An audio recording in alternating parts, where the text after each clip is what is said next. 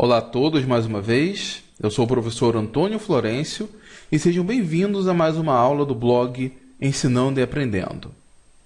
No último vídeo que eu postei aqui no YouTube, eu falei um pouco sobre como nós poderíamos desenhar moléculas orgânicas utilizando um programa bem simples de se usar, um programa com muitas funcionalidades e principalmente um programa gratuito chamado o ChemSketch. Muitas pessoas gostaram desse vídeo, acharam esse programa muito legal e de fato realmente ele é um programa muito bom. Eu decidi gravar então mais um vídeo, mais um outro tutorial mostrando mais algumas características desse programa. Então, vamos ver o que mais ele é capaz de fazer? Deixa eu abrir aqui, tenho a página inicial do programa, minha área de trabalho. Tenho em mente que eu vou mostrar mais algumas funcionalidades, porém, estou longe de mostrar todas as funcionalidades desse programa. Bom, vamos começar imaginando que eu quero desenhar uma molécula orgânica que possua 10 átomos de carbono. Um hidrocarboneto com 10 átomos de carbono. Como é que eu faço isso? Eu posso selecionar o átomo de carbono, clicar na área de trabalho, depois clico no átomo de carbono, deixo o botão esquerdo apertado, arrasto e ele vai mostrar o segundo átomo de carbono. Faço a mesma coisa com o segundo para o terceiro, e assim até nós termos 10 átomos de carbono. Certo? Já tenho 10 átomos? 1, 2, 3, 4, 5, 6, 7, 8, 9, 10.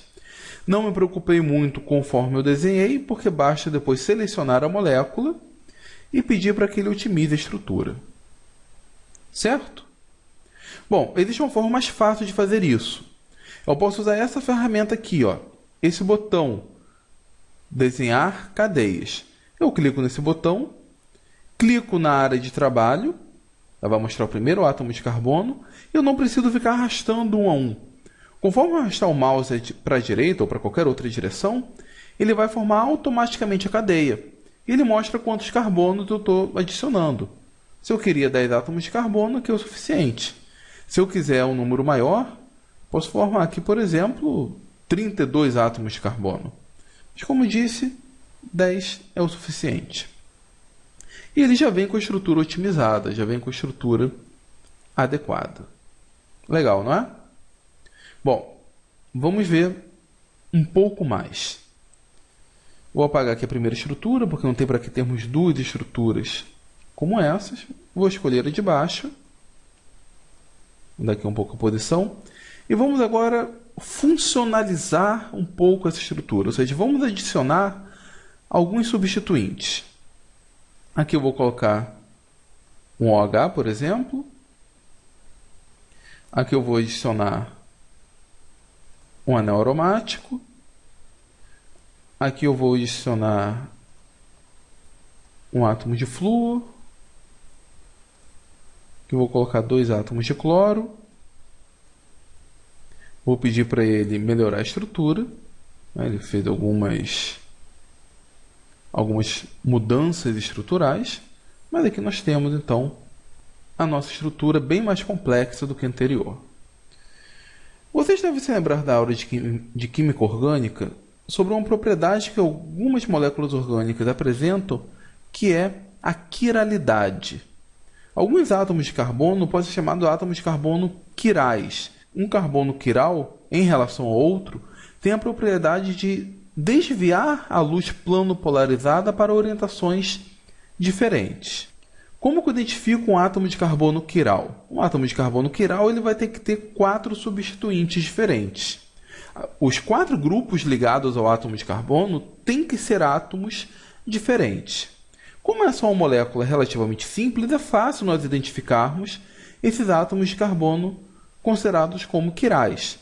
Por exemplo, esse não poderia ser porque está ligado a 3 átomos de hidrogênio, mas esse poderia, porque está ligado a um átomo de flúor, a um grupo metila e a outro radical orgânico.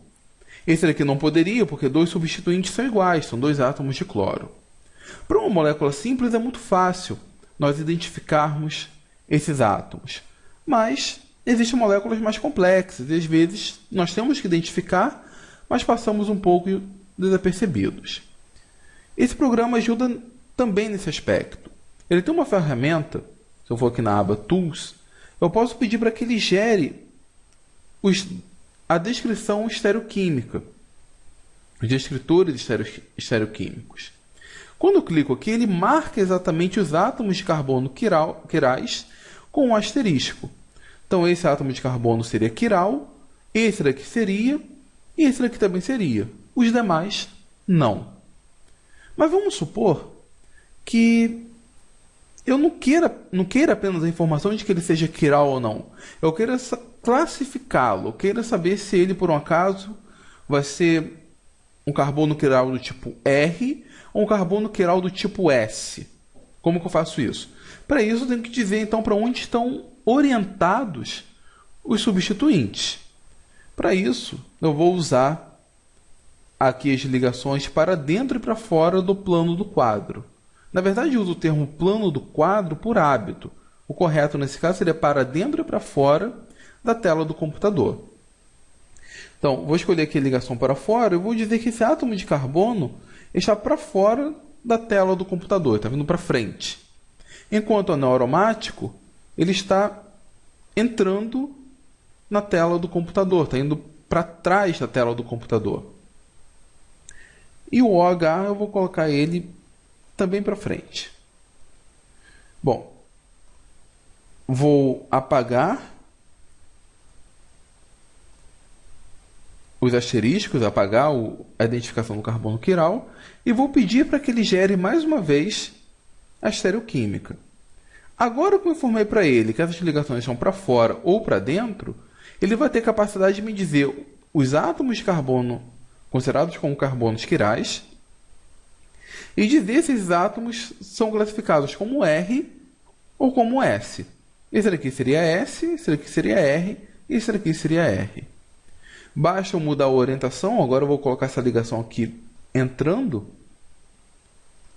vou apagar e pedir para que ele gere mais uma vez. Percebo que o primeiro é considerado S e os demais R. Vou apagar, vou pedir de novo e agora me identifica todos eles como R. Outra coisa interessante, se nós observarmos aqui, vamos apagar aqui a classificação. Essa é uma molécula que eu estou representando num plano 2D, né? Em 2 dimensões apenas, e de alguma forma eu estou querendo indicar que algumas ligações estão vindo para fora e para dentro do plano do quadro. Eu tenho a opção de rotacionar essa molécula em 3 dimensões. Como é que eu faço isso? Esses 3 botões aqui, eu já usei 2 deles no vídeo anterior.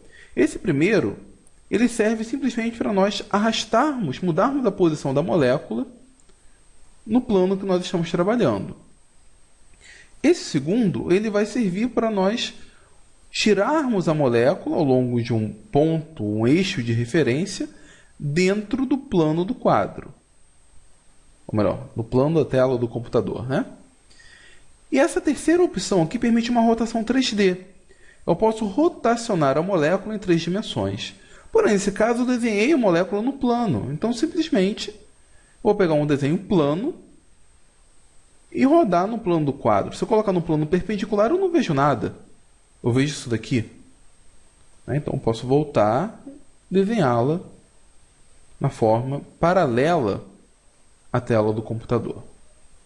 Eu posso melhorar isso. Eu posso ter uma estrutura realmente tridimensional ou algo próximo disso. Como é que eu faço? Bom, esse botão aqui que nós utilizamos, ele serve para otimizar a estrutura no plano. Se eu clicar nesse botão, ele serve para otimizar a estrutura em 3 dimensões. Vamos ver o que acontece quando eu aperto ele? A estrutura é otimizada. Ele pergunta se eu quero trocar as ligações estereoquímicas por ligações simples. Tudo bem, eu falo que sim. Ou seja, ele vai mudar essas ligações pontilhadas e cheias por ligações normais. E aqui eu tenho uma molécula otimizada em 3 dimensões. Ué, professor, ficou mais confuso. De fato, pessoal, realmente ficou mais confuso. Estou tentando representar uma coisa em 3 dimensões numa coisa em 2 dimensões. Não vai dar muito certo.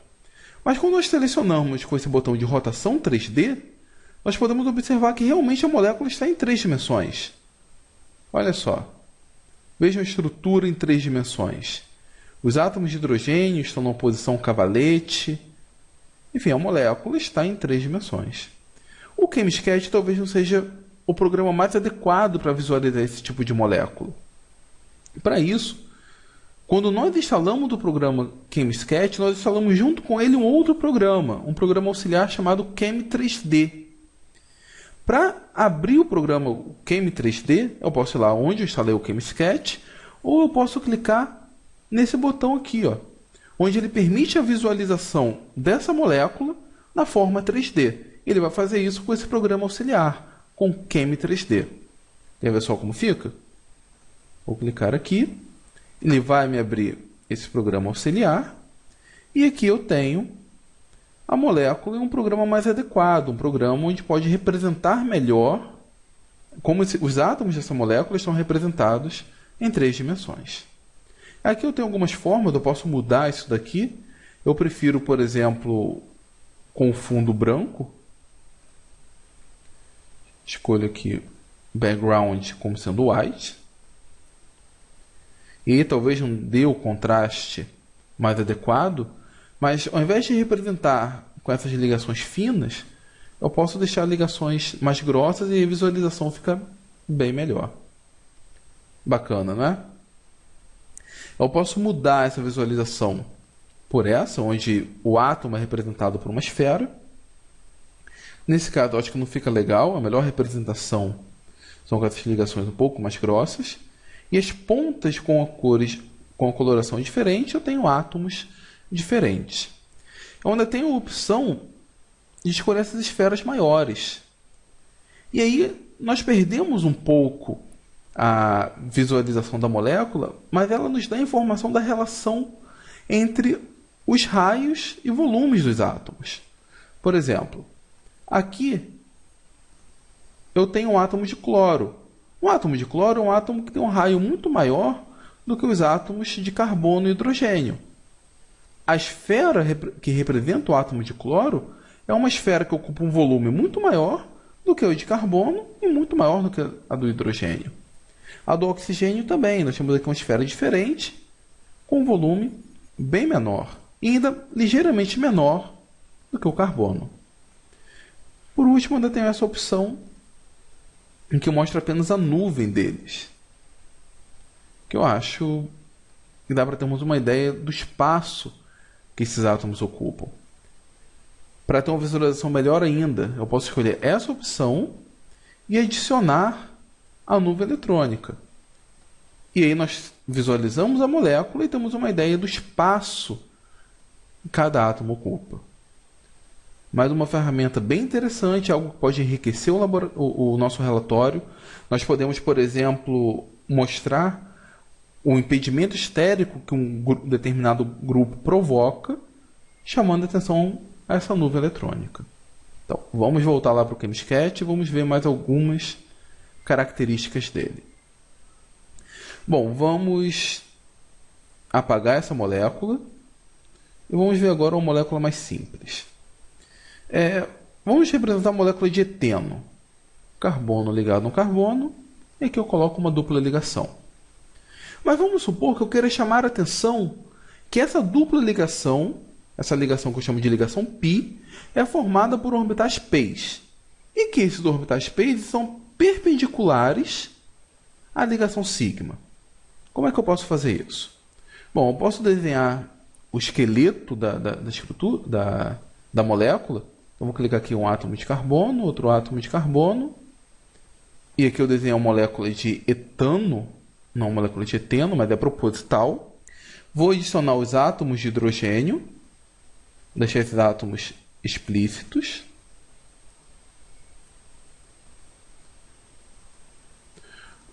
Vou otimizar essa estrutura.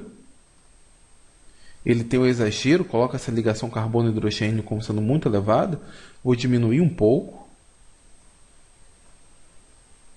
E aí, eu vou querer mostrar que essa molécula de eteno, ela não está exatamente no plano da tela do computador, no plano do vídeo. Ela está perpendicular. Ou seja, esses dois átomos de hidrogênio estão vindo para fora e esses dois átomos de hidrogênio estão indo para trás do plano da tela. Como é que eu resolvo esse problema? Coloco as ligações com seta cheia e com a seta simples.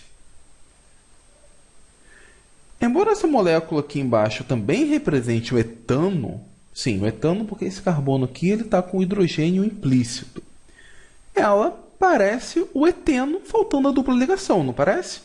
Em cima eu tenho CH2, aqui explicitamente eu tenho CH2. E aí, como que eu represento esses orbitais?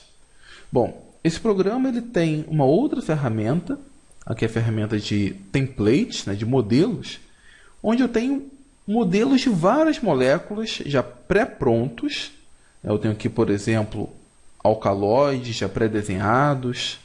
Eu tenho alguns esteroides já pré-desenhados. Tenho alguns tipos de açúcares, terpenos, alguns anéis já pré-prontos. Aqui eu tenho, por exemplo, um ciclohexano na forma de cadeira, aqui um ciclohexano na forma bote. Enfim, eu tenho vários modelos pré-desenhados. Um deles que é bem importante, bem interessante nesse caso, é o modelo de orbitais.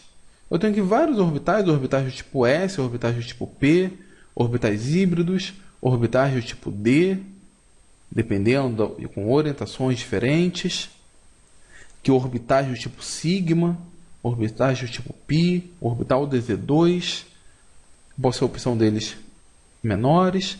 Enfim, e já tem alguns modelos que nos auxiliam a representar a interação entre orbitais.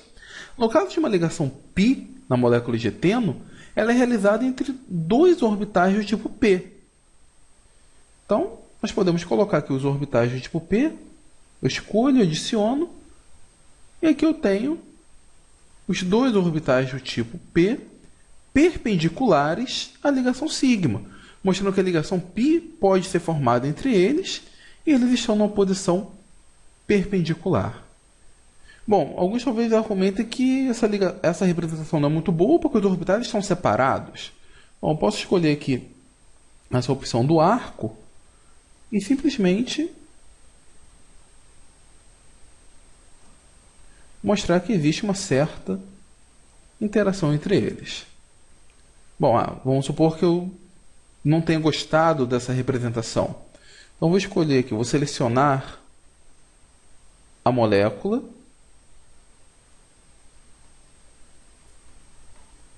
Vou copiar, fazer o Ctrl C. Aqui eu vou ao lado, vou fazer um Ctrl V. Vou apagar essas coisas extras. E eu posso vir mais uma vez aqui nos modelos orbitais e escolher esse modelo de orbital. É como esse modelo representa a união, a sobreposição entre dois orbitais do tipo P, com densidade eletrônica acima do núcleo dos átomos e abaixo. Então basta clicar neles, adicionar aqui. O tamanho não ficou muito adequado, eu posso diminuir um pouco o tamanho. E aqui eu teria a representação da ligação π. Falta adicionar a parte de baixo. Faço a mesma coisa. Clico, diminuo o tamanho. O tamanho mais adequado, então um pouco menor que o de cima. Aumento um pouquinho. E pronto. Tenho a representação da ligação π como se ela estivesse perpendicular à ligação sigma.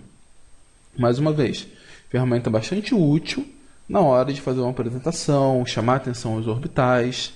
Eu posso usar, por exemplo, uma molécula de amônia e chamar a atenção que o par eletrônico não ligante da molécula de amônia está em um orbital híbrido que aponta para uma determinada direção.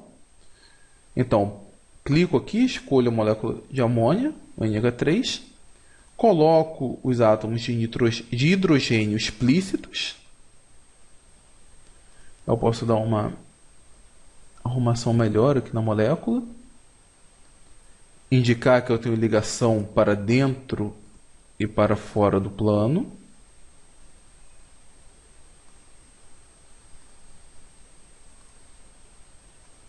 Opa. E aqui eu tenho a molécula de amônia. Como que eu represento o par eletrônico não ligante?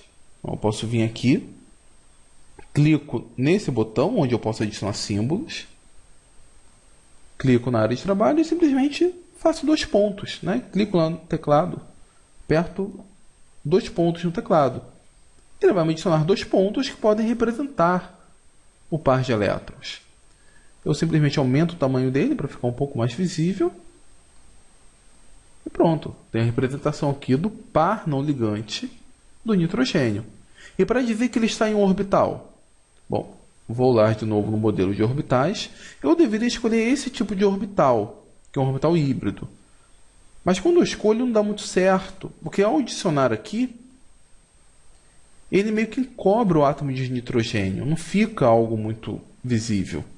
Então, eu vou desfazer, fazer um Ctrl Z e utilizar essa representação para representar o orbital sp3 nesse caso. Vou clicar, vou apertar esse botão para que ele rode 90 graus, fique na posição adequada. Vou diminuir um pouco. E eu posso colocá-lo aqui. Bom, ele encobriu o par de elétrons. Não tem problema, eu posso clicar na figura e apertar esse botão aqui que ela vai enviar para trás. Vai colocar a figura como sendo atrás do par de elétrons. Pronto. Então a amônia é representada com seu orbital híbrido preenchido com um par de elétrons não ligantes. Posso chamar a atenção que a amônia, por exemplo, pode utilizar esse par de elétrons para agir como uma base de Lewis, para provocar um ataque nucleofílico. Enfim, vai de acordo com o problema que eu tenho e com a imaginação naquele determinado momento. Agora fica simples fazer um relatório e fazer um bom relatório, né? Utilizar figuras bonitas sem precisar copiar e colar da internet, escanear de livros.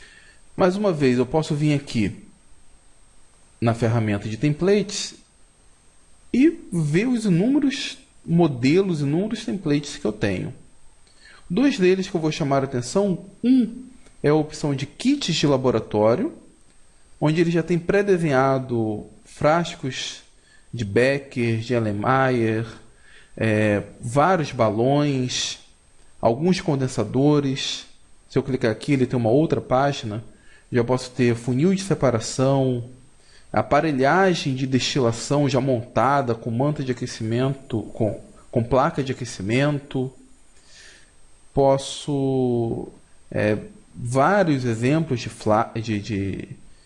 de balões, de condensadores, enfim, isso ajuda bastante. Aqui até mesmo aparelhagem para titulação. Na hora de fazer um relatório, nós poderíamos utilizar esse desenho como esquema. Antigamente eu tinha que... Hoje é mais fácil, nós conseguimos realmente essas figuras. Mas antigamente eu tinha que fazer isso na mão, tentar fazer um rabisco lá no relatório. Hoje não se precisa disso. Se você tiver que fazer alguma apresentação, por exemplo, para mostrar vidrarias, isso também auxilia, ajuda bastante. Enfim, realmente é uma ferramenta muito útil. Essa é uma que eu gosto bastante. E outra que eu acho bem bacana é a estrutura de fullerenos. Ele já tem alguns fullerenos já pré-prontos. Aqui eu teria, por exemplo, um C60. É só clicar aqui e pronto, eu tenho um C60 desenhado. Eu posso diminuir o tamanho dele. Posso ver aqui a rotação 3D. Ele já está desenhado de maneira 3D. E se eu quiser olhá-lo de uma maneira mais detalhada, eu posso vir selecionar, vir direto aqui no botão que me leva, o QM 3D. Bom, foi. Posso escolher a forma que mais me agradar, como disse, eu prefiro essa. E aqui a gente pode ver claramente as faces hexagonais. Tem no C60, no fullereno. E as faces pentagonais. É um recurso didático realmente muito bom para as nossas apresentações. Certo? Vou fechar aqui. Vamos imaginar uma molécula relativamente simples. O ácido benzoico, por exemplo. colocar aqui um anel aromático. Vamos colocar aqui um átomo de carbono. Precisa de um grupo carboxila, então coloco aqui uma dupla O e aqui um OH. Eu vou otimizar a estrutura. Vamos supor que eu queira obter alguma informação sobre essa estrutura. Antigamente nós tínhamos que fazer protocolo de reagentes e tínhamos que procurar ir na biblioteca, procurar um index Merck, procurar um handbook. Hoje a gente consegue essas informações na internet. Mas o Chemscat, ele próprio te fornece essas informações. Ele tem acesso a algumas bases de dados. Como é que eu vejo isso? Eu escolho o que é a molécula. Esses botões aqui em cima são atalhos para algumas bases de dados. O PubChem, por exemplo, eu gosto muito da opção do ChemSpider. Então, eu clico aqui e ele vai procurar numa base de dados, informações a respeito do ácido benzoico. Eu tenho a opção de escolher exatamente a estrutura do átomo do ácido benzoico, mas eu posso escolher, por exemplo, estruturas similares. Então, vai ser o ácido benzoico com alguns substituintes. Eu vou escolher exatamente ele. Eu posso pedir para que ele abra ou no browser, no navegador, ou com o próprio Chemscat. Se eu escolho para abrir no browser, ele vai abrir utilizando o Internet Explorer. Eu não sou muito fã desse navegador. Então, eu vou pedir para que ele abra no Chemscat. Nesse caso, demora um pouco mais. Mas se a internet estiver boa, claro, essa funcionalidade só vai ser útil se nós tivermos acesso à internet, porque ele procura online essas informações. Então vamos clicar aqui para ele abrir no próprio Chemscat. Vamos esperar um pouquinho e ver o que ele nos retorna. Bom, voltamos aqui. Ele nos trouxe para essa página dentro do próprio Chemscat. Aqui nós temos a estrutura do ácido benzoico. Ele nos dá algumas informações, como massa molecular, como fórmula molecular, o nome e o PAC para ele. E aqui nós temos algumas informações. Ele, por exemplo, tem acesso até mesmo a alguns artigos da Wikipédia. Ele está linkado diretamente com a Wikipédia. Bom, algumas coisas interessantes. Eu posso clicar aqui em propriedades. E ele nos dá algumas propriedades físicas. Por exemplo, aqui nós temos valores para o ponto de fusão dele. Nós temos valores para o ponto de ebulição, com algumas referências diferentes. Nós temos características da aparência. Ele fala que são cristais brancos. Alguns falam que formam cristais brancos, então um pó branco. Alguns dados de estabilidade. Ele é estável, porém ele é combustível. Temos links para algumas informações a respeito da toxicidade dele. Enfim, temos alguns dados de cromatografia gasosa. Temos várias propriedades descritas. De outra maneira, nós procuraríamos, por exemplo, no index Merck. Além disso, tem uma coisa muito bacana que ele nos fornece alguns espectros. Por exemplo, aqui ele nos fornece o espectro da região do ultravioleta invisível dele. Tá? Simplesmente, nós podemos copiar. Nós temos já o espectro de ultravioleta. Ele nos fornece, por exemplo, o espectro de RMN de próton, RMN de carbono. Só clicar aqui, aguardar um pouco e pronto. Nós temos o espectro de RMN de próton para ele. Eu posso fazer um zoom aqui nos picos de deslocamento químico. Eu posso ter o espectro de carbono 13. Eu posso ter, por exemplo, o espectro de infravermelho. Deixa eu clicar aqui. E nós temos o espectro de infravermelho para ele. Enfim, nós temos algumas referências. Talvez devemos tomar um pouco de cuidado com esses espectros. Pode ser que eles sejam adequados ou não, pode ser que tenham alguma impureza ou não, mas basta procurar com cuidado que nós já temos uma determinada informação. Vamos ver se outro espectro de infravermelho, ver se é diferente. Nesse caso ele está representando no infravermelho em absorvância. Aquele primeiro foi um espectro para transmitância. Bom, a banda característica do OH nele aqui está um pouco esquisita, então talvez esse espectro não seja um espectro muito bom. Mas enfim, nós não temos apenas ele como informação, temos outros, mas já é de grande ajuda. Nós já temos uma informação prática e rápida utilizando esse programa, sem precisar, por exemplo, procurar especificamente na internet ou em algum handbook. Certo? Vamos voltar aqui para o programa. De novo, nós temos outras funcionalidades, mas hoje eu acho que já deu para termos uma ideia do que nós podemos fazer com ele.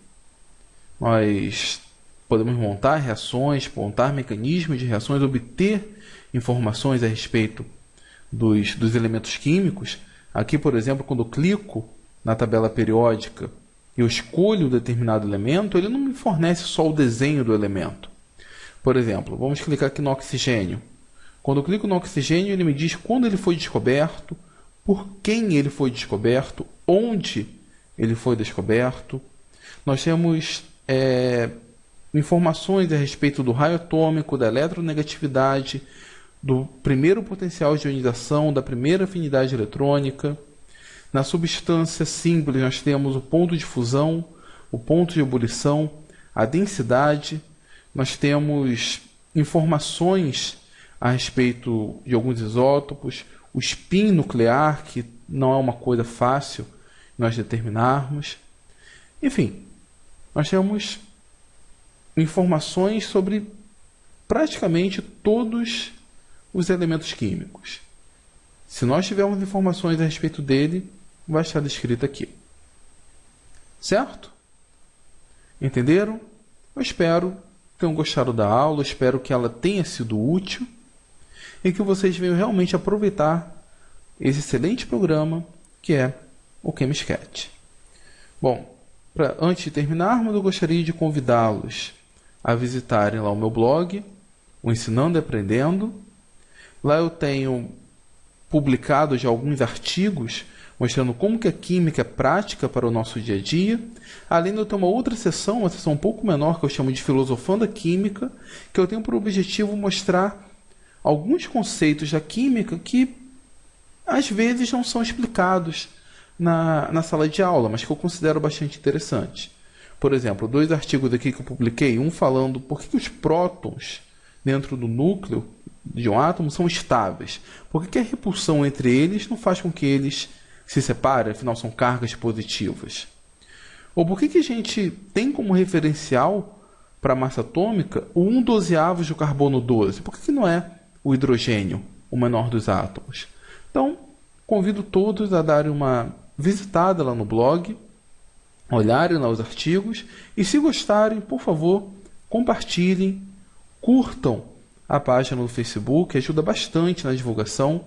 Se gostaram desse vídeo, por favor, deem o seu like, compartilhe e, se tiver alguma dúvida, podem ficar à vontade para descrever aqui no comentário ou para me mandar um e-mail. Certo? Então, até a próxima.